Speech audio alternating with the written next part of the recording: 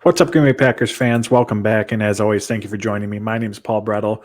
Today, I'm here to talk about or walk through each of the Green Bay Packers position battles that have been taking place this summer and where I think they stand heading into a very, very big week or upcoming days with the New England Patriots. There's two joint practices taking place and, of course, a preseason game on Saturday. So, in terms of those final roster decisions as well as playing time, nothing's going to be completely determined over these next few days, but these next few days are also going to carry a lot of weight in what those decisions end up being. But first, hit like on the video, hit subscribe on the YouTube channel. I greatly appreciate it. You can find all my work over at Packers Wire. Follow me on Twitter at Paul_Brettel. So now let's dive on in. We'll start with the quarterback. Like I said, I went through every position group here, but there really isn't any battle at this point. Once the Packers released Danny Etling, it was pretty clear that they were confident that they were going to move forward with Sean Clifford as the backup. And if there was any hesitation that you had left, I'm guessing that was put to rest following his performance in Cincinnati. This position's about as straightforward as it gets. Love's the starter. Clifford's the backup. Alex Magoo's probably going to be on the practice squad. On to running back, the running back 3 battle. So both Matt LaFleur and Brian Gutekunst have told us within the last week exactly what they're looking for. They have to have a special teams contributor as the third running back and also someone who can hold their own in pass protection. Being a reliable pass catcher was mentioned as well, although out of those 3 things just listed, I think that's third on the list at the moment. So pretty much anything that goes into playing running back outside of being the ball carrier. And when we look at the current state of the Green Bay Packers running back position, that just describes Patrick Taylor. I know he's not the flashiest option that the Packers have in terms of offensive potential, but he played 121 special team snaps in 2022, had the 4th highest grade, PFF grade, on the Packers team on special teams, does very well as picking up blitzes. On yesterday's video, when I was recapping training camp practice from Monday, there were 2 plays where he was the second running back on the field, one with Jones, once with Dillon, and he was a lead blocker for them, getting to the second level, helping to carve out that running lane. So everything, like I said, that LaFleur and Gutekunst described that they're looking for, that's Patrick Taylor. As far as Emmanuel Wilson goes, of course, a really, really impressive performance. LaFleur said that he's going to have to show more consistency in special teams and as a blocker as well.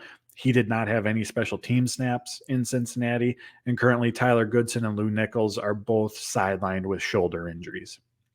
Next up, the 6 wide receiver.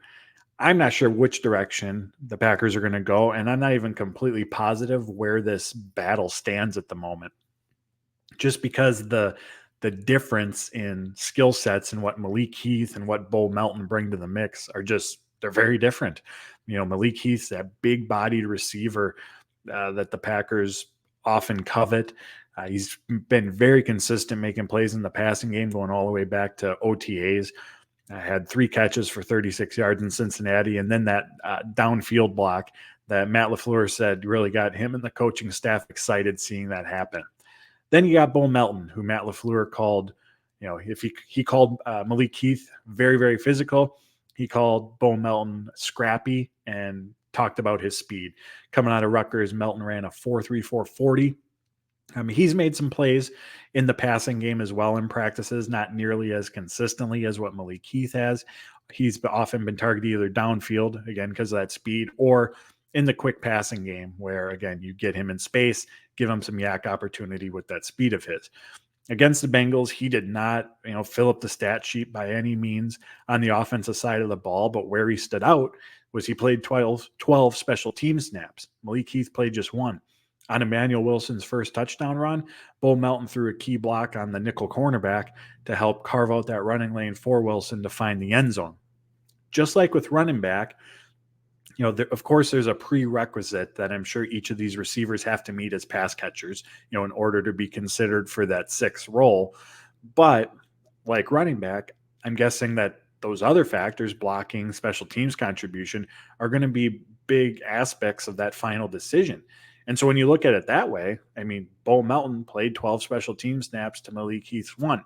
So I'm just very curious to see how that all unfolds both this in the coming days with the joint practices, but also in the preseason game.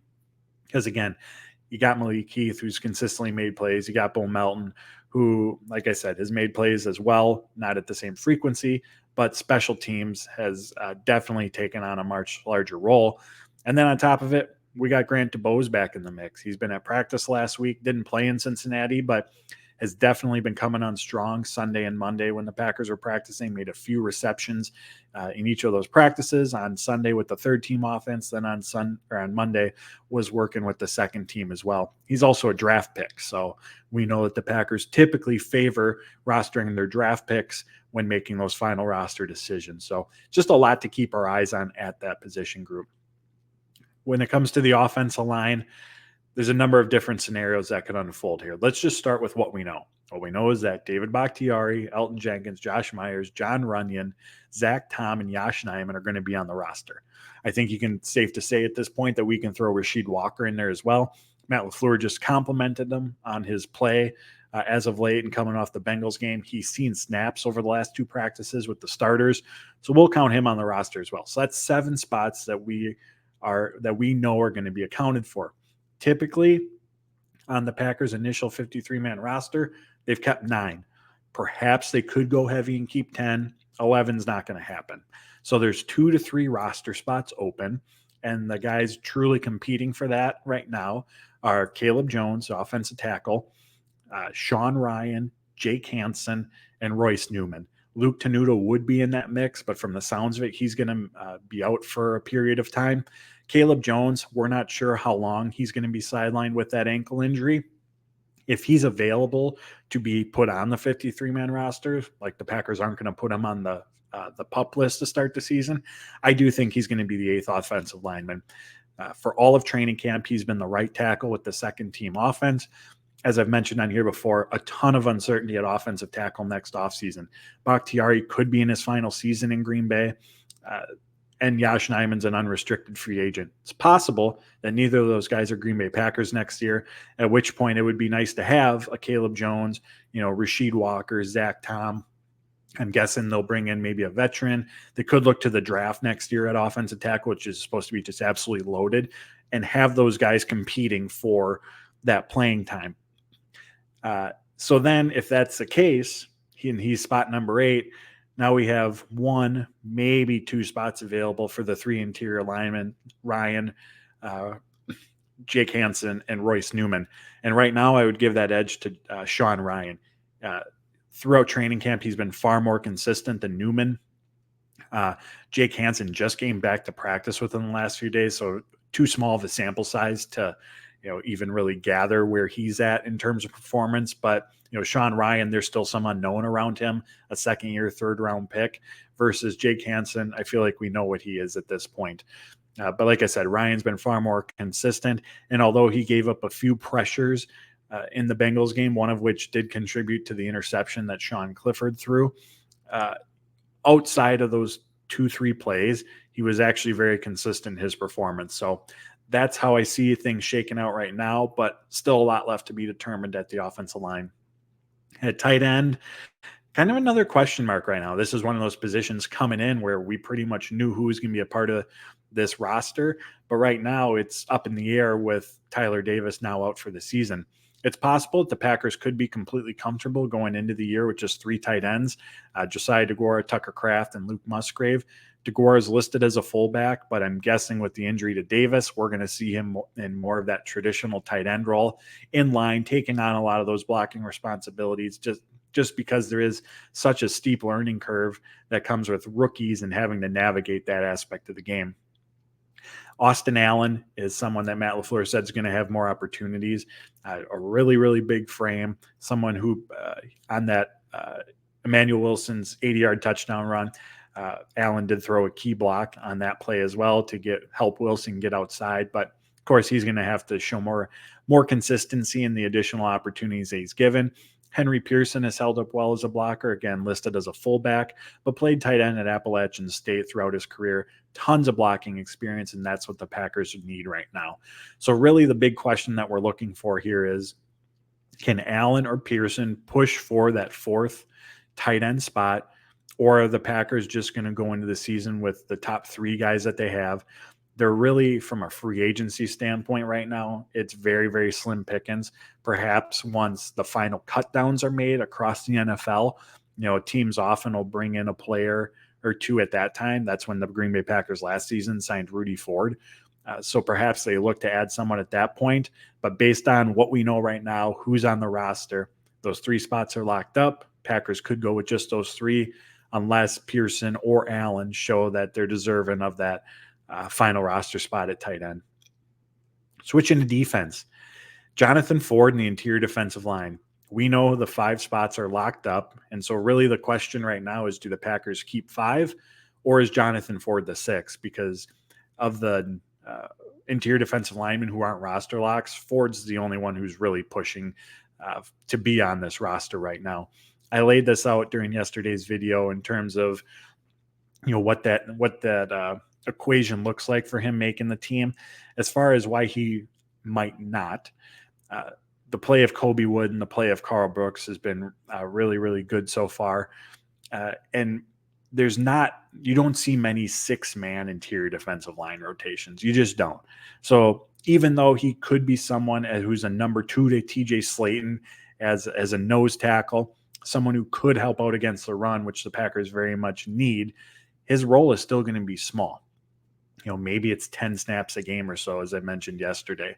So in terms of building out the roster, could you get more of a benefit in having that roster spot elsewhere when you're in obvious running situations? He's still probably not going to be on the field. You're going to have Kenny Clark. You're going to have Jonathan Ford in those instances clogging up the middle. So just something to factor in as well. But with all that said, I came out with a roster prediction recently, and I did have Jonathan Ford on it. He's just been really, really consistent. Matt LaFleur talked about how he's upped his game this summer. And like I said, we're seeing that right now. There doesn't seem to be a practice that goes by at this point where we don't see him generating push or making his way into the backfield. And we saw that a little bit again in the Cincinnati game as well. So I do think he makes the team. Again, success for this defense starts with stopping the run. And even though his role, like I said, is probably going to be quite small, they could carve out specific situations where he could see the field. Next up, edge rusher. Again, a numbers game. Do they keep 6 or do they keep 5? If keeping 6, that's going very heavy. That means they're going to have to go light at another position. But there's really, at this point, not anyone in front of Brenton Cox that I see being released. The one person or one player who, perhaps could have fallen into that release category was Justin Hollins, but he's routinely played with the ones this summer. We've talked about on here his impact last season against both the run and the pass, leadership qualities he brings. And also he played just 7 snaps in the Cincinnati game. Typically when you see, veteran players like that playing such few snaps, that means that they're on the team. They have a defined role that they're going to play into, and the coaching staff doesn't really need to see much of them. They're just out there to get him a few reps. So that's what that very much felt like to me.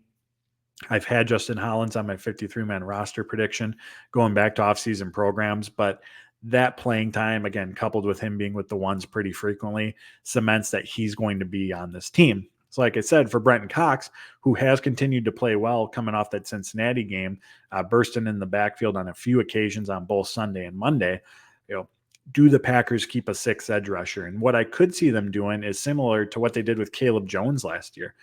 Once he was brought onto the 53-man roster, I mean, he was there to redshirt. He was there to develop. There wasn't really any intention of him seeing the field. And, maybe with Cox, that's a similar approach that the Packers take with him, because they're concerned that if they put him on the practice squad, another key team could sign him away. For Cox, it's just about building on the momentum that he's already established and forcing the Packers to, forcing their hand and having them put him on the roster. At linebacker, inside linebacker, again, a position group that seems set. We know the starters are Devondre Campbell and Quay Walker. Isaiah McDuffie and Eric Wilson have been locked into the second team defense, not to mention that they're key special teams contributors. And then Tariq Carpenter, he's still navigating the change from safety to linebacker, but at the bare minimum, he's going to be a core special teams player, just as he was in 2022. He played 14 special team snaps against Cincinnati. He is currently injured at the moment, hasn't practiced on Sunday or Monday. But if you're looking for something to watch at this position group, undrafted rookie Jimmy Phillips out of SMU has been coming on strong as of late. In the Bengals game, he had three tackles, forced 2 pressures. Green Bay used him and the other linebackers quite a bit on blitzes. And in addition to that, he played 12 special team snaps and comes with a ton, and I mean a ton, of special team snaps coming out of college. Played 834 snaps on special teams at SMU. So very much checks the boxes that the Packers like at the linebacker position. But again, it's a bit of a crowded room at this moment. I feel like this position group is pretty well set. But if you're looking for someone under the radar to keep your eyes on, it's Jimmy Phillips. Moving on to cornerback, again, another position that we feel like we're, getting the outline of what the depth chart looks like. Jair Alexander, Rasul Douglas, Keyshawn Nixon, Carrington Valentine, they're going to be on this roster. Once Eric Stokes is available, he's obviously going to be on the team as well. So that's 5 spots that are accounted for. The Packers have gone into the regular season with just 5 cornerbacks on their 53-man roster. So if that's their group, it's not unheard of if that's who they stick with. Competing for that 6th spot, again, once Eric Stokes is available, has been Corey Ballantyne. From week 10 on last season, he really became a core member of the special teams unit. This summer, he's been starting with a few different phases on the special teams. And throughout training camp, he's been locked in with that second defense as one of the boundary cornerbacks. So very much the front runner for that 6th cornerback role. However, a name to keep our eyes on, and I mentioned this after yesterday's practice or after Monday's practice, was Shemar Jean-Charles. Played well against Cincinnati. We saw him taking some snaps with the 2s on Monday in those practices. And again, he's someone who can impact special teams. He played 12 special team snaps against Cincinnati. And when it comes down to him or Corey Ballantyne, that very well could be the deciding factor because there's a ton of depth, a ton of talent at this position group. So much so that how the Packers are going to work out playing time between Alexander, Douglas, obviously they're going to be on the field, Nixon, Stokes, Valentine. I mean, it's a really good problem to have, but when it comes to Ballantyne and Jean-Charles, I mean, they're not going to see the field on defense. So who can make the biggest special teams contributions? And Shemar is definitely a name to keep our eyes on. He's surging over these last few practices and perhaps pushing Ballantyne for that roster spot. At safety, one of the big questions is playing time, but we know who's competing for that playing time. It's Darnell Savage, Tavarius Moore, Jonathan Owens, and Rudy Ford. Those 4 are going to be on the team. However, the big question right now is, can Dallin Leavitt and his special teams abilities, is that enough to keep off Anthony Johnson?